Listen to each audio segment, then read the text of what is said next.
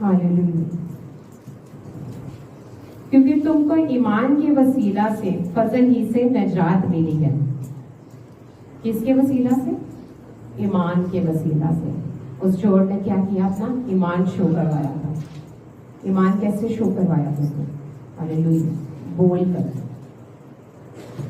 बोलकर हम प्रेयर करते हैं कि खुदावंद तू हमारे दिल की मुरादों को बाखूबी तौर पर जानता है, लेकिन यहाँ पे उसने क्या कहा कि उसने बोलकर बयान किया था कि तू ही यीशु है और तू जाए तो मुझे याद रखना। वो ये भी तो अपने दिल में भी तो कह सकता था कि अगर तो ये है तो मुझे साथ ले जाए, अगर तो ये है ये मुझे माफ कर दे।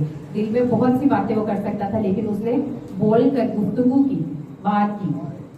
आज हमारे पास भी बहुत से मौके आते हैं जब हम हालातों में होते हैं, मुब्तला होते हैं और बयान नहीं करते और दिल में ही घुटते रहते हैं। कई दफा ऐसी बातें हमारे पास होती हैं जो हम अपने दूसरे सामने वाले से नहीं डिस्कस कर रहे होते, तो शेयर नहीं हो पाती फैमिली से। और इसी तरह रूहानियत में है कि जब हमने खुदा से बात करनी है तो हमें क्या करने की जरूरत है? गुफ्तगू करने की जरूरत है।